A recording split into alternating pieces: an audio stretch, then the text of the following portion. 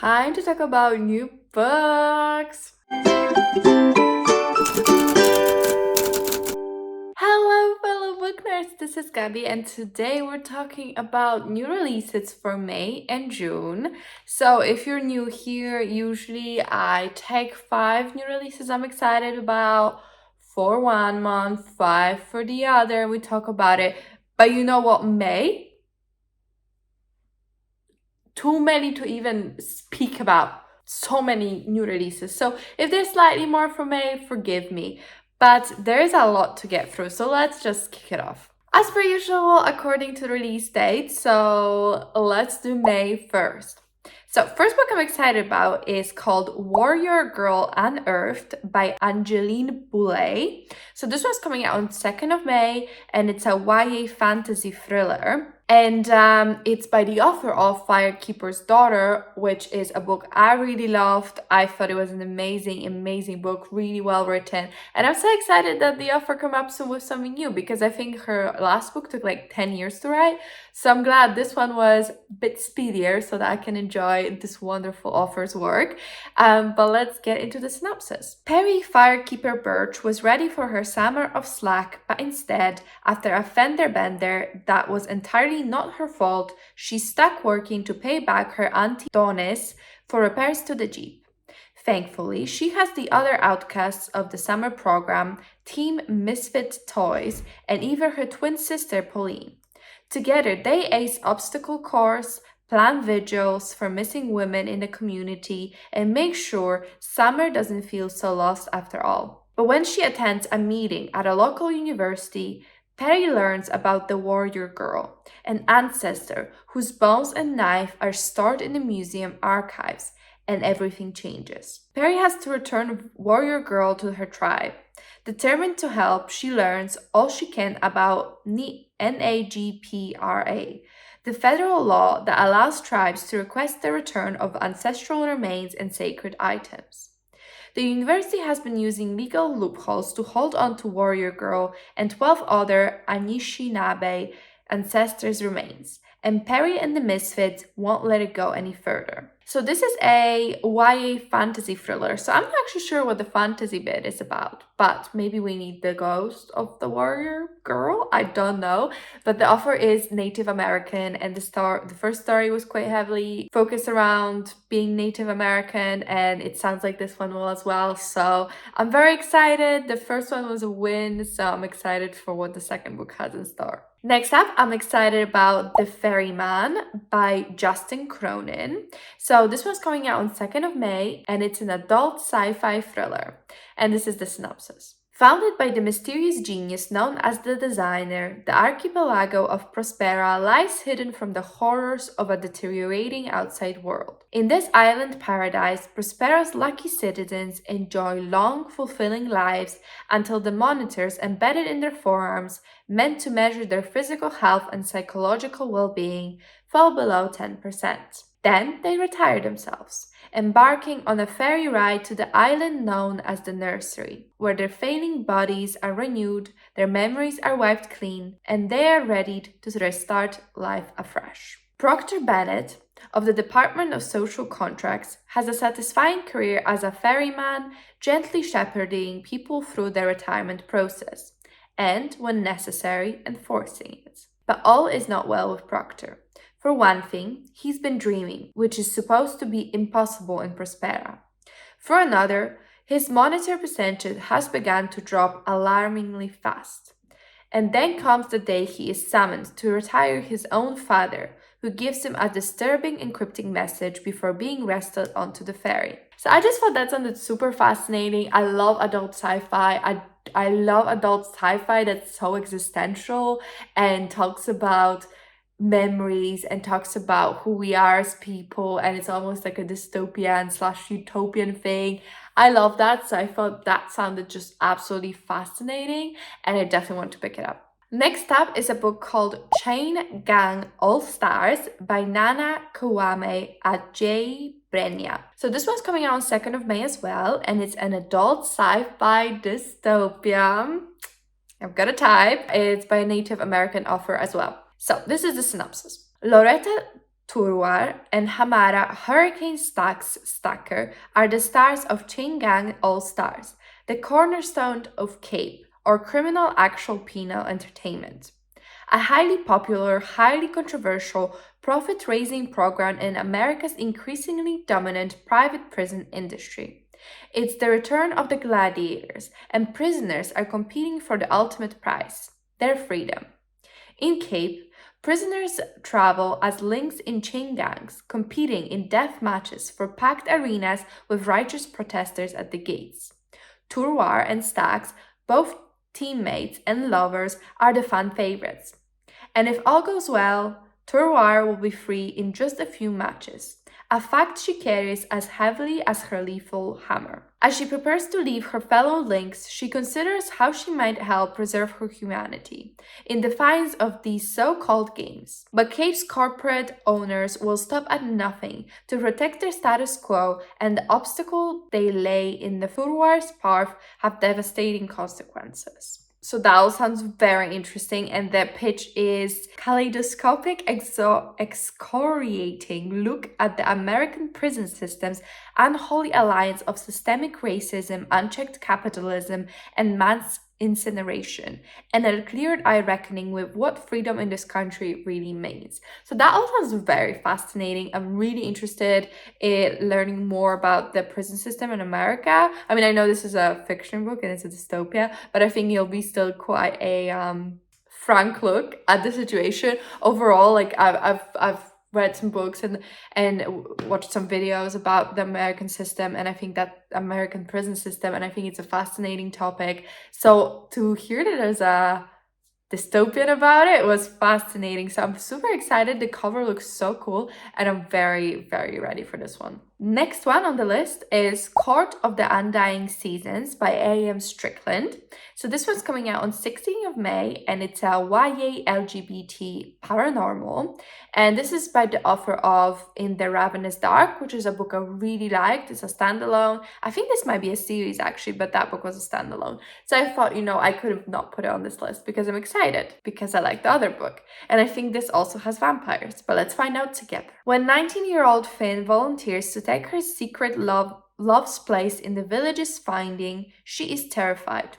Those who are chosen at the founding are whisked away to Castle Court's Heart, a vampire school where human students either succeed and become vampires, fail and spend the rest of their lives as human thralls, or they don't survive long enough to become either. Finn is determined to forge a different path, learn how to kill the undead, and get revenge for her mother, who was taken by the vampires years ago. As Finn begins to discover new aspects of her own identity and test her newfound powers, she stumbles across a string of murders that may be connected to a larger ritual, one with potentially lethal consequences for vampires and humans alike. Very fascinating. I do love some vampire content. Alright, a couple more for May, and then we can move on to June. Fifth book I'm excited about in May is Yellowface by R.F. Kuang. So that one's coming out on 25th of May, and it's an adult contemporary thriller. And R.F. Kuang wrote The Popular Babel, which is over there. So I'm very excited for this newest book, and I will surely own it on my shelves because now it's a point of pride. Authors June Hayward and Athena Liu were supposed to be twin rising stars. Same year at Yale, same debut year in publishing. But Athena's a cross-genre literary darling, and June didn't even get a paperback release. Nobody wants stories about basic white girls, June thinks. So when June witnesses Athena's death in a freak accident, she acts on impulse. She steals Athena's just-finished masterpiece, an experimental novel about the unsung contributions of Chinese laborers to the British and French war efforts during World War I. So what if June edits Athena's novel and sends it to her agent as her own work? So what if she lets her new publisher rebrand her as Juniper Song, complete with an ambiguously ethnic offer photo? Doesn't this piece of history deserve to be told, whoever the teller? That's what June claims, and the New York Times bestseller list seems to agree. But June can't get away from Athena's shadow, and emerging evidence threatens to bring June's stolen success down around her. As June races to protect her secret, she discovers exactly how far she will go to keep what she thinks she deserves. So controversial. We love that. I cannot wait. I feel like this book would be so good. The cover is just so eye-catching, like so eye-catching. I am very excited and I need to read the rest of the Poppy War series really because I'm a fake fan at this point. Next book I'm excited about is More Perfect by Temi O. So this one's also coming out on 25th of May, so a lot happening on 25th of May. But this is a sci-fi adult mythology retelling, and it's by the author of Do You Dream of Terror 2, which is like, I think, was it on my list of favorite books of last year? I'm not sure, but I do love that book so dearly. And I think that one was like YA, so I'm very excited to read something adult from the author because I'm trying to read more adult, just enjoy it more. But this is the synopsis. When Moremi connects her brain to the Panopticon, a network which allows you to see inside the minds and dreams of others, she believes that it will save her from depression, loneliness, and eventually death. This is until she meets Orpheus.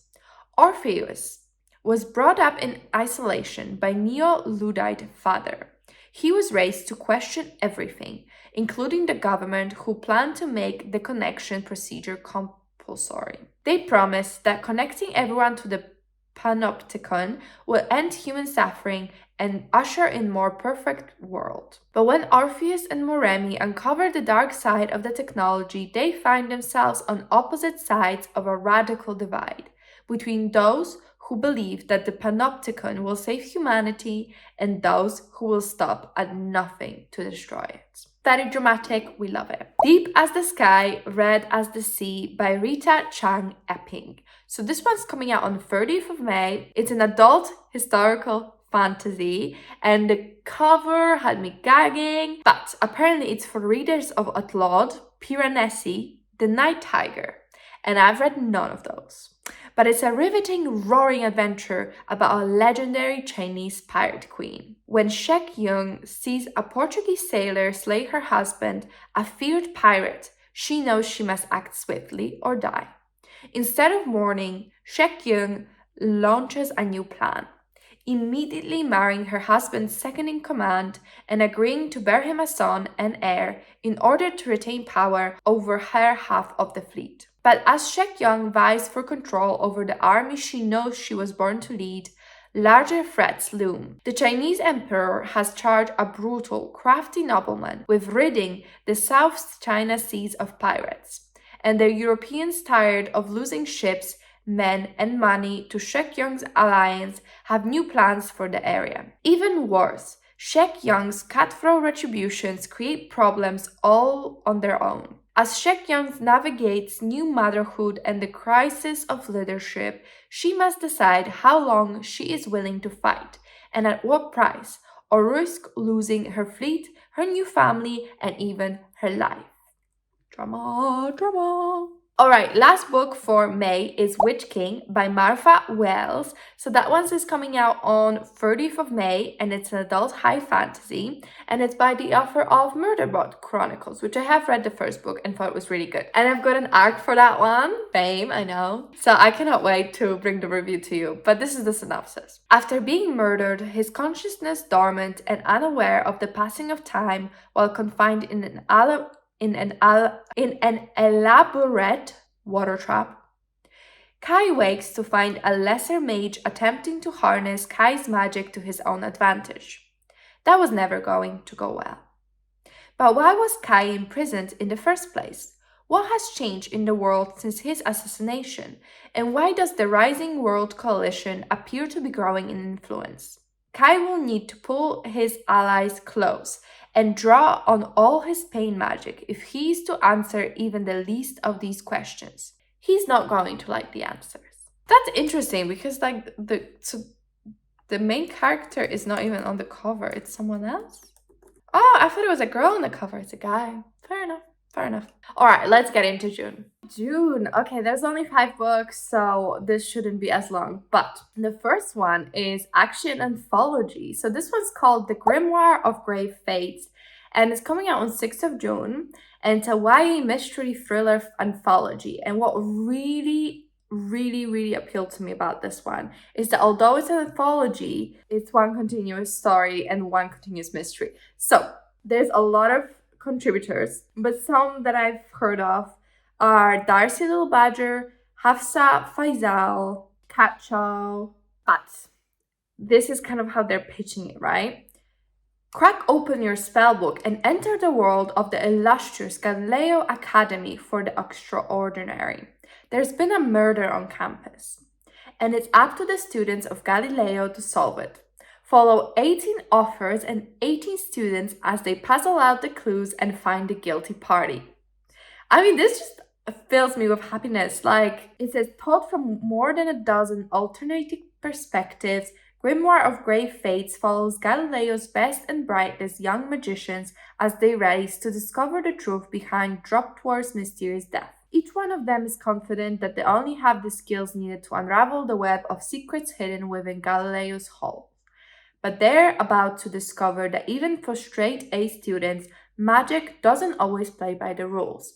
It's fast that I've never heard of an anthology that was like a murder mystery and each author writing from one perspective. This is fascinating. I'm so excited for that one. Next book we have is The Surviving Sky by Kritika H. So this was coming on 13th of June and it's an adult sci-fi with LGBT characters. High above a jungle planet float the last refuges of humanity. Plant-made civilizations held together by tradition, technology, and arcane science. In these living cities, architects are revered above anyone else. If not for their ability to psychologically manipulate the architecture, the cities would plunge into devastating earth rage. Storms below. What? Earth rage. Charismatic, powerful, mystical Iravan is one such architect. In this city, his word is nearly law. His abilities are his identity. But to Ahilia, his wife, they are a way for survival to be reliant on the privileged few. Like most others, she cannot manipulate the plants, and she desperately seeks change. Their marriage is already thorny. Then Iravan is accused of pushing his abilities to forbidden limits. He needs Alia to help clear his name. She needs him to tip the balance of rule in their society. As their paths become increasingly intertwined, deadly truths emerge, challenging everything each of them believes. And as the earth rages become longer and their floating city begins to plummet, Iravan and Alia's discoveries might destroy their marriage, their culture, and their entire civilization. Although that was a mouthful, I'm still very excited. Then we have The Only One Left by Riley Sager. So this was coming out on 20th of June and it's an adult gothic horror. I love it when thriller writers write horror, like it just scratches something. I love it. Now reduced to a schoolyard chant, the Hope family murders shocked the Maine coast one bloody night in 1929. While most people assume 17-year-old Leonora was responsible, the police were never able to prove it. Other than her denial after the killings, she has never spoken publicly about that night, nor has she set foot outside of Hope's End, the cliffside mansion where the massacre occurred. It's now 1983, and home health aide Kit McDeary arrives at a decaying Hope's End to care for Leonora after her previous nurse fled in the middle of the night. In her 70s and confined to a wheelchair, Leonora was rendered mute by a series of strokes and can only communicate with Kit by tapping out sentences on an old typewriter. One night, Leonora uses it to make a tantalizing offer. I want to tell you everything. As Kit helps Leonora write about the events leading to the Hope family massacre, it becomes clear there's more to the tale than people know. But when new details about her predecessor's departure come to light, Kit starts to suspect Leonora might not be telling the complete truth, and that the seemingly harmless woman in her care could be far more dangerous than she first thought. Sounds spoopy, and I'm ready. Then we have You're Not Supposed to Die Tonight by Kalynn Bayron. So this one's coming out on 20th of June, and it's a YA LGBT horror. And I just love horror, so that's why. Sounds good. And I really like the cover, and it's like camp vibes. There's a lot of things that appealed. Charity Curtis has the summer job of her dreams, playing the final girl at Camp Mirror Lake. Guests paid to be scared in this full contact terror game, as Charity and her summer crew recreate scenes from a classic slasher films, Curse of Camp Mirror Lake. The more realistic the fear, the better for business. But the last weekend of the season, Charity's co-workers begin disappearing. And when one ends up dead, Charity's role as the final girl suddenly becomes all too real. If Charity and her girlfriend Bessie hope to survive the night, they'll need to figure out what this killer is after. Is there more to the story of Mirror Lake and its dangerous past than Charity ever suspected? And lastly, the book with such a beautiful cover. I had to put this on this list. It just looks like it's gonna absolutely kill me and take my heart and take me for a ride. But that book is And Break the Pretty Kings by Lena Jeong. So this one's coming out on 20th of June, and it's a YA historical fantasy by Korean author. And this is the synopsis. Mireille was meant to save her queendom, but the ceremony before her coronation ends in terror and death, unlocking a strange new power within her and foretelling the return of a monster even the gods fear. Amid the chaos, Mireille's beloved older brother is taken, threatening the peninsula's already tenuous truce. Big words. Desperate to save her brother and defeat this ancient enemy before the queendom is beset by war, Mireille sets out on a journey with an unlikely group of companions, while her unpredictable magic gives her terrifying visions of a future she must stop at any cost. Sounds wonderful. I just love Korean-inspired fantasy, so I think I'm gonna love it. But these are all the books for May and June that I wanted to talk to you about. I really hope you found something up your liking. Let me know what the book you're most excited about. Follow my channel to see all the reviews because there'll definitely be loads of them coming. And in the meantime, I hope you're having a great day. If you could comment, like, and subscribe, I really, really appreciate it. It really helps me out. But that's it for me, and I'll see you in my next one. Bye!